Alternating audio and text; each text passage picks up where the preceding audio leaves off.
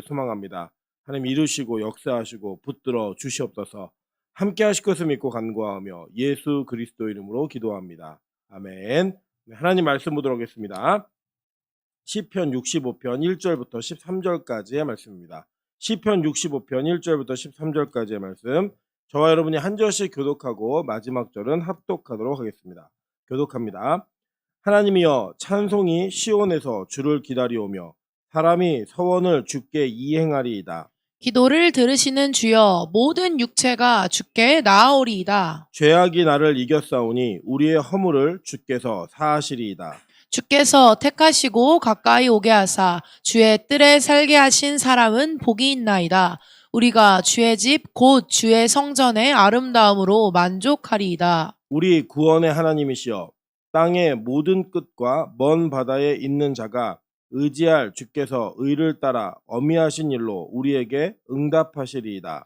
주는 주의 힘으로 산을 세우시며 권능으로 띠를 띠시며 바다의 설렘과 물결의 흔들림과 만민의 소요까지 진정하시나이다. 땅끝에 사는 자가 주의 징조를 두려워하나이다. 주께서 아침 되는 것과 저녁 되는 것을 즐거워하게 하시며 땅을 돌보사 물을 대어 심히 윤택하게 하시며 하나님의 강에 물이 가득하게 하시고 이같이 땅을 예비하신 후에 그들에게 곡식을 주시나이다. 주께서 밭고랑에 물을 넉넉히 대사 그 이랑을 펑펑하게 하시며 또 담비로 부드럽게 하시고 그 싹에 복을 주시나이다. 주의 은택으로 한 해를 관씌우시니 주의 길에는 기름방울이 떨어지며 들의 초장에도 떨어지니 작은 산들이 기쁨으로 띠를 띄었나이다. 합독합니다. 초장은 양떼로 옷 입었고 골짜기는 곡식으로 덮었음에 그들이 다 즐거이 외치고 또 노래하나이다. 아멘. 네, 우리 주변에 있는 분들에게 이렇게 한번 인사드리도록 하겠습니다. 아침 일찍 보니 더 아름다우십니다. 네. 앞뒤로 인사하겠습니다. 쌩얼이 이렇게 아름다우신 줄 몰랐습니다. 네. 화장하지 않고 꾸미지 않은 얼굴이 예쁜 사람이 정말 미인이고 정말 미남임을 여러분 기억하시면서 우리 빛가서공교회에 평소 낮보다 훨씬 미남 미녀가 많다라는 사실을 오늘 새벽마다 확인하시는 은혜가 있기를 주님의 이름으로 축원합니다. 네, 오늘은 시편 65편 1절부터 13절까지의 말씀을 가지고 넉넉한 공급이라는 제목으로 하나님 말씀 증거하도록 하겠습니다. 이번 그 1월 특세에 전체 주제가 여러분 뭐였는지 혹시 기억나시나요? 여기 앉아 계신 분들 다 한 번 이상은 특세에 참여하셨기 때문에 기억하실 거라 생각합니다. 네, 우물물아 솟아나라. 아멘. 할렐루야. 예, 그게 우리 주제였죠. 그리고 그 주제 속에서 여러분 작년에 이 주제를 준비하면서 연속으로 계속 우리가 구호를 외쳤던 것 중에 무슨 구호가 있는지 혹시 기억나세요?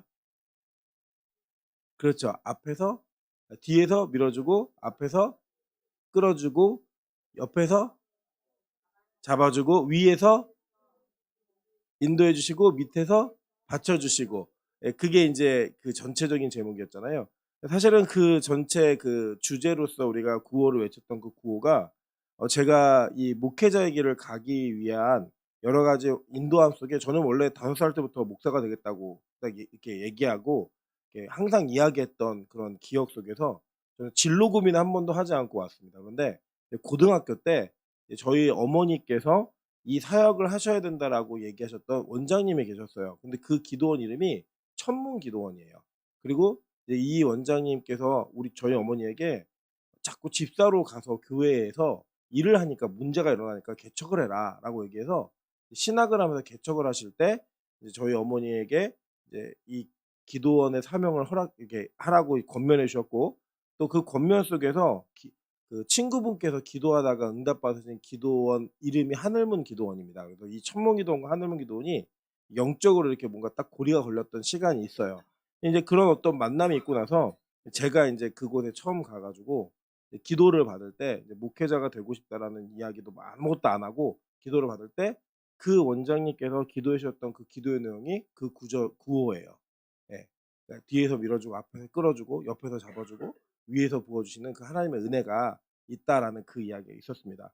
사실 이번 주일에 원장님 오셔서 이 넉넉함에 대한 이야기를 하셨을 때 저 개인적으로는 굉장히 마음 가운데 좀 그 아쉬움이 있었습니다. 아쉬움. 왜냐하면 제가 정말 잘 달려왔으면 하나님의 은혜 가운데 한 걸음 한 걸음 잘 걸어왔으면 내 목회도 넉넉했고 우리 성도들도 참 넉넉했을 텐데 그것을 못했다라는 제 안에 저 자신을 향한 이 죄책감과 저 안에 있는 어떤 어려움들이 참 이 많은 고민과 생각을 하게 했습니다. 그런 가운데에서 오늘 제가 오늘 잠을 한숨도 못 잤거든요. 왜냐면 이제 오늘 하나님 말씀 어떤 말씀을 주실까 이 고민이 있어서 계속적으로 이제 말씀을 여기저기 보다가 이 시편 65 편이 제 마음속에 쏙 들어왔습니다. 이 들어왔던 내용 이 시편 65 편은 어떤 내용이냐면 시편 전체에서는 다윗의 시 중에 감사의 시가 총 29 편이 있습니다.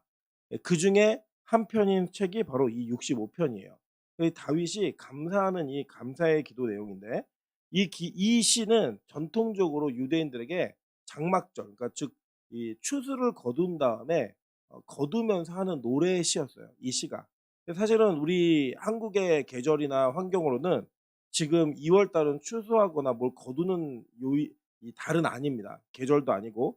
그러나 제가 이 말씀을 선포하고 또 이 말씀을 2월 처음 시작하면서 우리가 함께 나누고자 했던 이유는 뭐냐면 저는 이 2024 년도에 하나님께서 빛과 소금 교회에 무언가 열매를 맺게 하시는 일들이 있을 거라는 확신이 좀 들었고 그 열매 속에 우리 성도들의 삶에도 동일하게 하나님께서 무언가를 부어 줄 거라고 저는 확신하는 그 마음으로 오늘 이 말씀을 선포합니다. 이 말씀은 뭐 여러 가지 이제 추수 때 이렇게 곡식을 막 가져와서 막 했던 노래들이에요. 그 내용을 보면 1 절부터 5 절까지는 하나님께 감사하는 찬양의 내용이 있습니다. 찬양의 내용이 있고 또 6 절, 7 절, 8 절은 하나님의 권능이 얼마나 위대하신지를 노래하는 내용이 기록되어 있습니다. 그리고 9 절부터 13 절까지는 그 하나님의 크신 권능으로 말미암아 우리의 일상 가운데 베푸시는 하나님의 은혜가 무엇인지를 정확하게 기록하고 있는 이 대부분의 이야기로 우리에게 전달되고 있는 찬양입니다.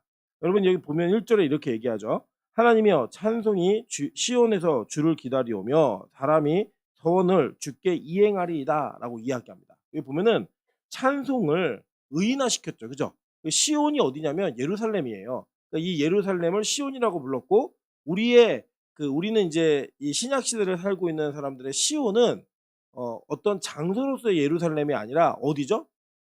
하늘의 도성인 예루살렘을 정확히 얘기하는 내용이에요. 근데 이 찬송이 시온에서 주를 기다린다라고 표현했어요. 그럼 보통 이제 우리 교회는 기본적으로 이 말씀이 중심인 예배를 계속 드리고 있습니다. 근데 제가 인제 앞으로 점점 늘려갈 영역이 어느 영역이냐면 찬양의 영역이에요. 그럼 하나님께서 우리 빛과 소금 가운데 주신 은혜가 무엇이냐 이렇게 쭉 살펴보면 찬양의 은사가 있는 사람들을 하나님께서 많이 보내주셨어요. 제가 인제 우리 권사님들을 보면 이게 몇 분의 권사님들을 제외한 모든 권사님들 찬양을 다 잘하세요. 그리고 뭐 저도 못하는 사람이니까 못하는 분들 실망하지 마세요. 그리고 우리 교회에는 얼마 안 되는 규모이지만 우리 반주하는 사람이나 그리고 찬양 인도자들이나 뭐 찬양하는 은사가 있는 사람들이 정말 너무 많이 모여 있는 교회입니다. 비율로 따지면 여러분 우리 동아 형제가 그 기도원에서 밥을 먹고 있는데 은총이라고 하는 2 학년짜리가 이렇게 묻더라고요. 진짜 혹시 가수신가요?" 이렇게 묻더라고요. 예 그래서 가수라 그랬더니 "우와 가수 처음 본다. 이 교회에서 가수 처음 본다." 얘기하는 거예요. 그때 찬수가 "우리 엄마도 가수거든." 이렇게 얘기했어요. 그러니까 "우와 교회에서 가수 2명 처음 본다." 이렇게 얘기하더라고요. 그 "처음 본다."라고 얘기하는 그 가수가 우리 교회는 2 명이나 있고 반주자는 뭐 이제 전국에 어디에 내놔도 밀리지 않는 프로급의 반주자가 있습니다. 저는 인제 개인적으로는 한국 교회가 찬양을 굉장히 남용하고 오용했던 부분들이 있었어요 사실은. 그래서 말씀이 없는 찬양의 예배를 드린다든지 말씀에 부합하지 않는 찬양을 너무나 많이 불렀고 그것으로 인하여서 감정적인 이런 동요들을 했던 일들을 너무나 많이 했기 때문에 저 개인적으로는 이게 찬양 집회는 별로 큰 호의가 없습니다. 그럼에도 불구하고 이 찬양은 성경 전체를 보시면 말씀과 기둥을 이루면서 하나님과의 관계를 유지하는 2개의 기둥 가운데 하나의 기둥입니다. 그리고 이 찬양의 은사가 있는 사역자들과 또 우리 찬양의 은사가 있는 우리 성도들이 이 교회 안에 많이 있다는 게 너무 감사해요. 그래서 이거는 언제든지 열리고 터지면 그냥 우리는 그냥 길만 내면 됩니다, 길만. 예, 그런 은혜가 있을 거로 좀 믿고 있습니다. 2024년도에 하나님께서 우리 교회에 이 하나 가지고 있는 은사를 통해서 하나님의 일들이 이루어지는 것들을 보면은 좋겠다는 생각이 너무나 간절하게 있습니다. 될 것 같아요, 진짜로. 그래서 사실 동아 형제도 이제 우리 교회를 좀 이렇게 떠났다가 다시 돌아오게 된 계기도 있었고, 또 우리 명수 형제도 원래 교회를 떠나려고 그랬잖아요. 그죠? 예, 그러면 결혼하면서 또 정착하는 일도 있었고, 저희 아내도 뭐 이 정착을 떠날 수는 없는 사람이니까 예, 같이 정착하면서 하나의 은혜 가운데 뭐 이루어지는데, 우리 민정 간사님도 그 은사가 많잖아요. 그죠? 드럼도 하고. 예. 우리 민정 간사님은 연애 빼놓고 다 잘하는 것 같아요. 하나님께 주신 은사가 너무 많아서 우리 교회가 하나님께 찬양의 영광을 돌리는 일에 우리 그냥 딱 열기만 하면 됩니다. 열기만 하면.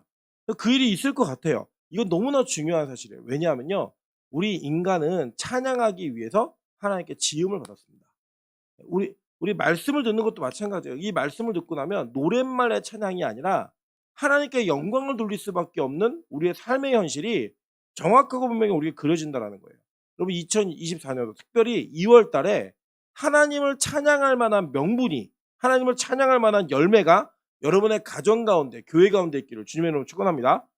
여기 뒤에 보면 계속 얘기합니다. 기도를 들으시는 주여, 모든 육체가 주께 나아오리다 라고 얘기했어요. 근데 이 기도가 어떤 기도냐 보니까 3절 한번 볼게요.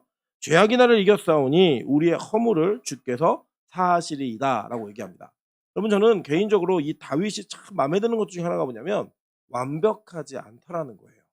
여러분, 우리가 보통 인생을 살면서 완벽한 사람 보면 좀 이렇게, 이런 표현이 참 죄송한데 좀 재수없지 않습니까?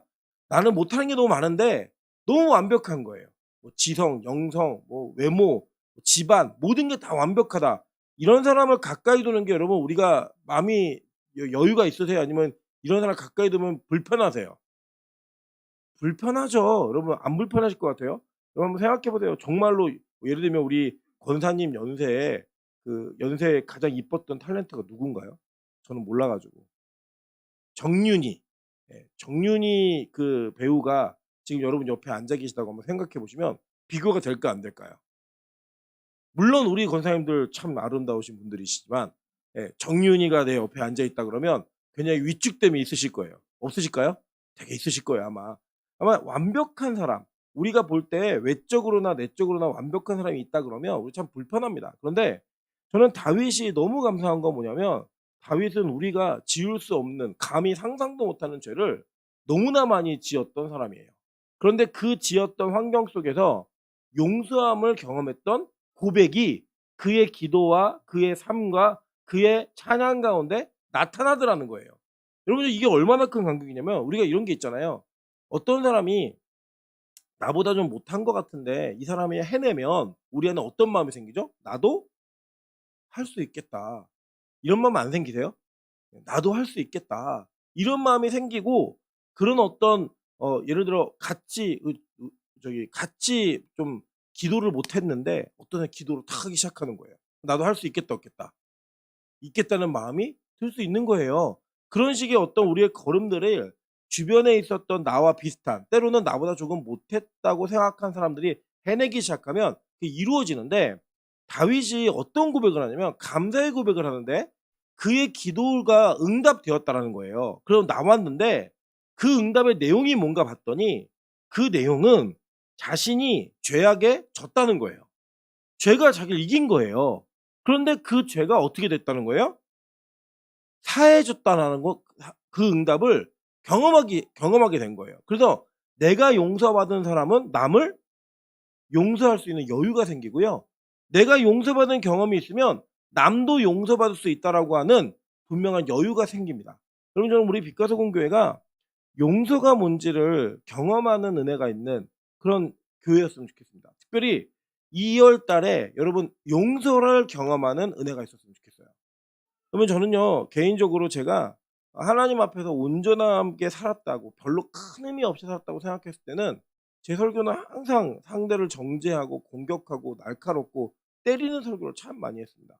그런데 제가 얼마나 큰 죄인인지를 하나님께서 스스로 확인할 수 있도록 제 눈앞에 제 죄악을 다 이렇게 전시해 놓으셨어요. 그 전시해 놓았던 죄악의 문제가 용서함 받고 해결받는 과정 속에서 저에게 생긴 한 가지의 변화가 뭐냐면, 저는 어떤 죄인도 품을 수 있는 마음의 준비가 되어 있어요. 그러니까 교회 안에 어떤 죄인이 들어와도 이게 가끔 이제 보면은 우리 이게 인생을 잘 사신 성도님들께서는 인생을 잘 못 산 것 같은 성도가 교회 안에 들어오면 그 성도를 대하는 게 되게 어렵고 힘든 것들을 제가 많이 느껴요. 근데 저도 그런 사람이었습니다. 제가 그보다 더했던 사람인데 그 더했던 제가 하나님의 은혜 속에서 제가 죄악에게 졌음에도 불구하고 저를 사하시고 용서하셔서 다시 고치시고 계시는 그 하나님을 제가 경험하니깐요. 그 성도들이 그렇게 들어오는 죄인들이 전 너무 예뻐요. 그냥 '아 저렇게 죄를 짓고 있는데 교회로 오고 있구나.' 심지어는 교회 안에서 죄를 짓고 있는데 그 교회 예배 현장을 떠나지 않고 있구나. 전 그것보다 더 큰 은혜가 없다고 생각합니다. 저는 우리 빛과 소금교회에 이 은혜가 흘러넘치는 교회가 되기를 소망합니다. 2024 년도에는요. 우리 교회에 죄인이 진짜 많이 왔으면 좋겠어요. 왜 많이 왔으면 좋겠냐면 우리가 용서받은 은혜로 그 죄인들을 품을 수 있기 때문에 하나님께서 그 준비를 시키셨고 또 시키실 거라 좀 믿어요.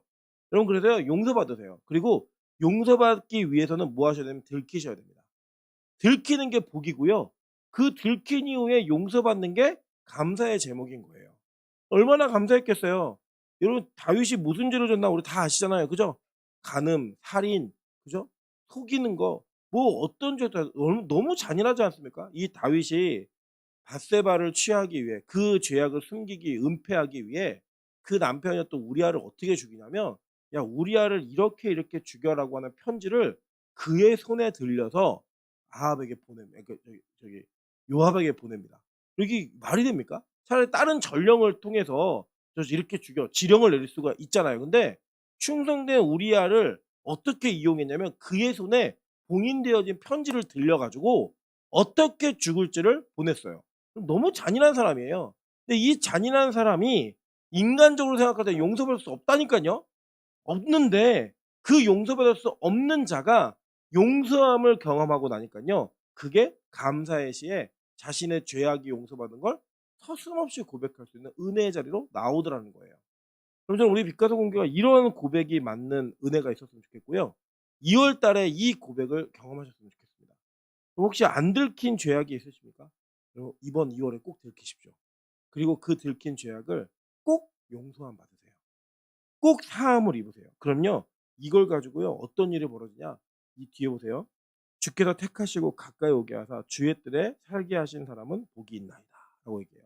이 주의 뜰이라는 단어가 무슨 뜻이냐면 성소의 뜰이라는 뜻이에요. 그러니까 이게 예배당 안으로 예배하러 들어가는 거예요. 물론 다윗의 시대에는 성전이 없었기 때문에 다윗의 장막 그리고 아마 성막에서 예배했을 거예요. 그런데 그 예배의 모습을 보니까 주께서 어떻게 했대요? 택하시고 가까이 오게 하사. 여러분 우리가 나가는 게 아니에요. 우리가 예배하러 나왔다라고 생각하시면 큰 착각이십니다. 하나님이 어떻게 하신 거예요? 우리를 택하셔서 예배하게 부르신 거예요. 네. 어제 저희 첫째가 얘기하더라고요. 자면서 "아빠 나 새벽기도 꼭 드려보고 싶으니까" 몇 번이 돼도 자기가 깨우래요. 예. 그렇게 얘기하고 잤는데 깨웠더니 못 일어나요. 아직 예배 가운데 택하신 게 아니에요. 근데 저는 하민이가 저는 깜짝 놀랐어요. 어제 못 온다 그랬거든요. 나가면서 애 데려오는 건 너무 힘들다고. 근데 하민이가 와 갖고 지금 깨워서 예배를 드리고 있어요. 예. 하나님은 어떻게 하신 거예요? 택하신 거예요. 부모 때문에 예배드리는 게 아니라 택하신 거예요. 여러분 이게 얼마나 큰 은혜냐면 우리 옆 사람에게 인사하겠습니다. 나 빛과 소금교회 택함 받은 사람입니다.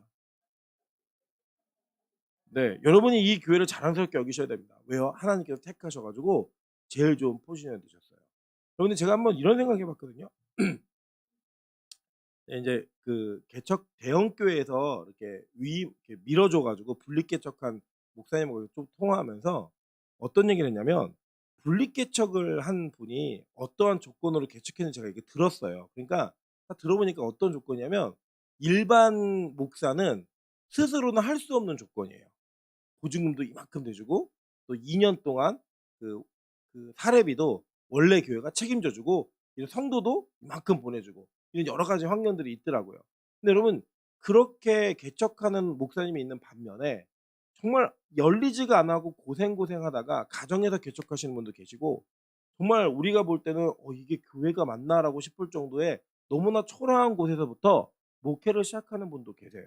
제가 그걸 쭉 보면서 이 세상은 그렇게 대형 교회를 통해서 개척하는 분들을 능력 있는 목사라고 이야기하고 가능성 있는 목사라고 얘기할 가능성이 커요. 그죠? 그리고 이게 어렵고 힘든 교회에 목회하시는 목사님은 좀 무능하고 능력이 없고 뭔가 재주가 없는 목사다라고 세상이 평가할 가능성이 여러분 다분합니다. 그런데 하나님 관점에서 한번 생각해 봤어요. 어떻게 생각해 봤냐면 하나님께서 어려운 곳에 어떤 목회자를 보낼까? 하나님께서 작은 교회에 어떤 성도를 보낼까? 이걸 좀 고민해 봤거든요. 그리고 그래 보니까요. 어떤 제 결론이 났냐면 하나님은 하늘나라의 유능한 자를 어려운 곳에 보내시는 것 같아요. 하나님 나라에서 정말로 믿을 만한 사람을 작은 곳, 힘든 곳에 보내시는 것 같아요. 여러분 솔직히 말씀드리면 일반 대형 교회나 좀 규모가 있는 교회에 비해서 빛과 소금 교회는 굉장히 힘든 교회입니다. 어려운 교회예요. 예를 들면 여러분 한 분이 아파서 때로는 조금 마음에 어려움이 있어서 예배를 쉬면 티가 난다 안 난다. 엄청나요. 그죠? 예. 나는 그냥 어려워서 마음이 어렵거나 몸이 안 좋아서 하루를 빠졌는데 연락 온다 안 온다. 다 알아요. 예. 이게 어려워요. 그럼 교회가 예를 들어 뭐 물질을 좀 모아서 뭘 한다라고 얘기할 때 내가 한번 쓱 빠지면 우리 교회는 티가 난다 안 난다. 난다. 그리고 교회가 작을수록 이렇게 규모가 조금 이게 조그말수록 목회를 하거나 신앙생활 하시는 게 너무 어려워요. 제가 그거 충분히 이해합니다. 그래서 개척교회를 가지 않고 대형 교회로 사람들이 더 몰리는 이유도 사실은 그런 면에 있는 것 같아요. 근데 여러분 하나님께서 빛과 소금 교회에 저와 여러분을 부르셨어요. 그리고 심으셨어요. 왜 그러셨을까요? 여러분이 무능해서요? 여러분이 별 볼 일 없어서요? 아니에요. 저는요. 하늘나라에서 올 때는 여러분만큼 믿을 만한 사람이 없는 거예요. 왜 아멘 안 하세요? 네. 여러분만큼 괜찮은 사람이 없는 거예요. 하나님의 믿고 맡길 만한 일꾼이 여러분 밖에는 없는 거예요. 그 여러분에게 이 어려운 교회를 맡기셨어요. 여러분 그렇기 때문에 이 어려운 교회를 통해서 확인할 수 있는 게 뭐냐면 우리에게 하나님의 은총이 끊어지지 않고 이거를 감당할 수 있는 넉넉한 힘을 주신다는 걸 깨달으셔야 되는 거예요. 이 뒤에 이제 내용을 간략하게 압축해서 말씀드리면 이런 거예요. 6절, 7절, 8절은 하나님이 너무 크고 위대한 분이시냐는 거예요. 하나님이. 심지어는 어떤 분이냐? 주는 힘으로 산을 세우시고 권능의 띠를 가지고 바다의 설렘과 물결 흔들림과 만민의 소유까지 진정시키시는 모든 것을 다 하실 수 있는 분이라는 거예요. 그 얘기를 한 다음에 그 하나님이 뭘 하시는가 볼게요. 9절. 땅을 돌보사 물을 대어 심히 윤택하게 하시며 하나님의 강에 물이 가득하게 하시고 이같이 땅을 예비하신 후에 그들에게 무엇을 주신대요? 곡식을 주시나이다 라고 얘기했어요. 자 계속 볼게요. 10절 다 같이 읽겠습니다. 시작. 께서 밭고랑에 물을 넉넉히 대사 그 이랑을 평평하게 하시며 또 단비로 부드럽게 하시고 그 싹에 복을 주시나이다. 자 이스라엘 땅은요 정말 척박한 땅이에요. 왜 척박하다고 얘기하면 해수면보다 땅이 낮아요. 그래가지고 물을 끌어다가 이 농사를 짓기가 너무나 힘든 땅이에요. 네. 물이 잘 고이지도 않아요. 물이 계속 새 들어가요 땅으로. 그래서 이 이스라엘 땅에서는 농사를 지을 때 고대에서 농사를 지을 때 농사를 지을 수 있는 방법은 딱 하나예요. 뭐냐? 비가 와야 돼요. 네. 비가 오는 것 말고는 다른 방법이 없어요. 애굽은 그렇지 않았어요. 애굽은 나일강이 너무나 이렇게 풍성했기 때문에 나일강에 홍수가 일어나거나 홍수가 일어나지 않더라도 나일강에 물을 대어서 이 밭이나 논이 아니죠. 밭에다가 이 물을 대면 농사를 지을 수 있는 그런 땅이었어요. 그러니까 인본, 내 힘과 노력으로 무언가 얻어낼 수 있는 땅이었는데 이 가나안 땅, 적과 꿀이 흐르는 하나님의 약속의 땅은 어떤 땅이었냐면 하늘로부터의 공급이 없으면 안 되는 땅인 거예요. 그래서 이스라엘 백성들은 이 땅에서 하나님을 더 간절히 찾을 수밖에 없었어요. 하나님은 그거를 원하셨던 거예요. 여러분 예수 믿으면 막 복권도 막 당첨되고 예수 믿으면 막 길 가다가 막 돈도 막 줍고 이러면 너무 좋으시겠죠? 네. 그럼 예수 안 믿을 사람이 어디 있겠어요? 안 믿을 사람 없어요. 그런데 하나님은 그렇게 우리에게 무언가를 주시는 것 이것을 그냥 주시는 것 자체를 목적으로 삼으시는 분이 아니고요. 하나님은 우리와의 관계를 가장 소중히 여기시는 분이에요. 그 관계가 온전해지면 어떤 일이 벌어지느냐? 하나님이 봐라, 내가 이 모든 땅에 삼남한상 일어나는 모든 일들을 다 주관하는 하나님이야. 그래서 너에게 모든 것을 다 줄 수 있는 하나님이야. 그래서 그들에게 주시는 게 뭔지 아세요? 주께서 밭고랑에 물을 넉넉히 대사. 그죠? 밭고랑에 물을 넉넉히 대가지고 뭘 할 수 있게 하냐? 농사를 지을 수 있게 하신다는 거예요. 여러분, 하나님이 우리를 사랑하시면 그냥 곡식이 툭 떨어졌으면 좋겠잖아요. 그죠? 갑자기 자고 일어났는데 통장을 도용당해서 통장에 막 돈이 막 200억씩 들어와 있고 이러면 얼마나 좋겠어요. 그런 하나님 아니라는 거예요. 우리가 일할 수 있는 힘을 주시고 또 우리가 무언가를 열심히 할 수 있는 환경 허락해 주시고 다 그걸 허락해 주셔서 밭고랑에 물을 대주시고 어떻게 대주셔요? 그 물이 넉넉히 대주셔서 뭘 하게 하세요? 농사를 짓게 하시는 거예요. 그러니까 그 농사를 지음으로 인해 얻어주는 모든 곡식은 누구로부터 온 거예요? 하나님으로부터 온 거라는 거예요. 저는 우리 2024년도에 빛과 소금 교회 각 가정에 하나님이 이 물을 넉넉히 대주시는 은혜가 있기를 소망합니다. 우리 빛과 소금 교회에 하나님이 이 물을 넉넉히 대주시는 은혜가 있기를 간절히 소망합니다.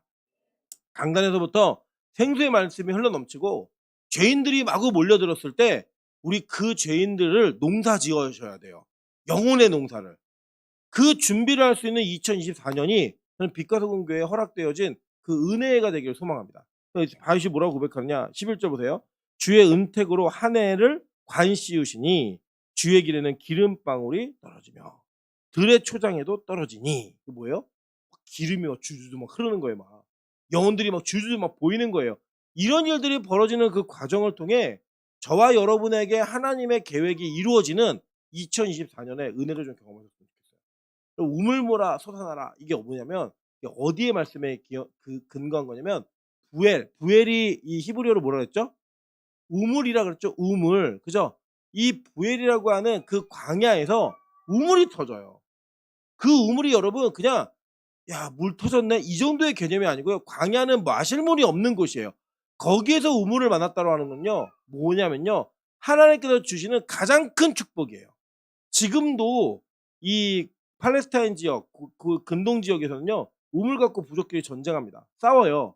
그 우물이 그들에게 터짐으로 말미암아 우물이 막 솟아났을 때 그 기쁨이 얼마나 놀라웠겠어요. 여러분, 지금 세계 경제가 다 안 좋다고 얘기하고요, 한국 경제는 더 어렵게 봅니다. 아마 그냥 경제적인 분석만을 하면 교회도 여러분의 개인의 삶도 어려워지는 게 마땅해요.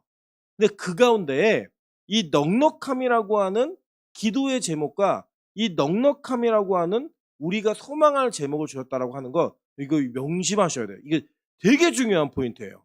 원래 우리 교회는 무슨 교회라고요? 넉넉히 갈 교회라는 거예요. 네. 그리고 원래 우리 교회는 목회를 어떻게 해야 된다고요? 넉넉히 해야 되는 교회라는 거예요. 여지껏 겨우겨우 해왔다면 하나님 2024년도에 넉넉함의 은혜가 있는 교회 가정될 수 있게 도와주십시오. 그 넉넉함으로 사람들이 다 어렵다고 할 때, 세상이 다 안 된다고 할 때 하나님 이 교회가 굳건히 서는 모습, 하나님의 은혜로 서는 모습을 보여주시고 우리 가정이, 개인이 굳건히 설 수 있는 모습을 좀 보여주세요. 이 기도 한번 욕심내서 한번 해보시면 어떨까요? 저는 2024년 2월이 이 기도의 제목으로 출발하는 은혜가 있기를 소망합니다.